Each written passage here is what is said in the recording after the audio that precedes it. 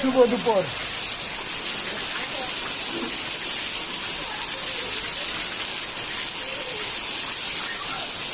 বাইরেও বৃষ্টি, ঘরেও বৃষ্টি।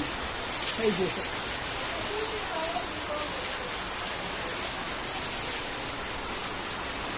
এখানেও পড়তেছে,